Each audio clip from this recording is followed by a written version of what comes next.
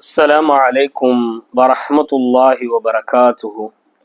அன்பிற்குரிய சகோதர சகோதரிகளே, உலகத்தில் நாம் வாழக்கூடிய காலங்களில் இரவிலும் பகலிலும் நமக்கு ஏற்படக்கூடிய ஆபத்துகளிலிருந்தும் நமக்கு ஏற்படக்கூடிய பெரும் பாதிப்பிலிருந்தும் நமக்கு பாதுகாவலை வழங்கக்கூடிய, அதே நேரத்தில் தஹஜ்ஜத் தொழுகையை தவறவிட்டு விட்டால் தஹஜ்ஜத்தின் நன்மையை பெற்றுத்தரக்கூடிய, அல்லாஹ் மனிதர்களை படைப்பதற்கு 2000 வருடங்களுக்கு முன்பு தனது கரத்தால் எழுதிய அல்லாஹ்வின் அரிசினுடைய கீழ் இருக்கக்கூடிய பொக்கிஷங்களில் இருந்து எனக்கு தரப்பட்டுள்ளது என்று நபி ஸல்லல்லாஹு அலைஹி வஸல்லம் அவர்கள் சொன்ன 2 வசனங்களை நாம் மனனம் செய்து கொள்ள வேண்டும். அந்த 2 வசனம் எல்லாவற்றுக்கும் பாதுகாவலை வழங்கும். தஹஜ்ஜத் தொழுகை தவறவிட்டுப்பட்டால் அதனுடைய நன்மையை தந்துவிடும். மனிதர்கள் படைக்கப்படுவதற்கு 2000 ஆண்டுகளுக்கு முன்பு அல்லாஹ் தனது கரத்தால் எழுதியது. நபி ஸல்லல்லாஹு அலைஹி வஸல்லம் சொன்னாங்க, இது அல்லாஹ்வின் அரிசின் கீழ் உள்ள பொக்கிஷத்திலிருந்தும் எனக்கு வழங்கப்பட்டது என்று சொன்னார்கள். 4 சிறப்புகளை தாங்கிய 2 வசனங்களை நாம் நிச்சயம் மனனம் செய்து கொள்ள வேண்டும். சூரத்து பக்ராவினுடைய இறுதி 2 வசனங்கள்.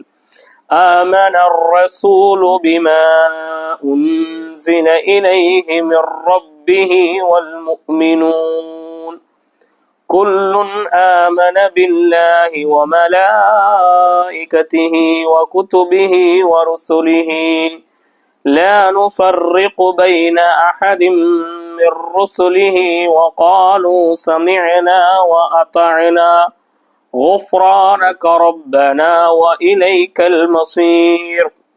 ஒரு வசனம் முடிந்து விட்டது. لا يكلف الله نفسا إلا وسعها لها ما كسبت وعليها ما اكتسبت ربنا لا تؤاخذنا إن نسينا أو أخطأنا ربنا ولا تحمل علينا إصرا كما حملته على الذين من قبلنا ربنا ولا تحملنا ما لا طاقة لنا به واعف عنا واغفر لنا وارحمنا أنت مولانا فانصرنا على القوم الكافرين.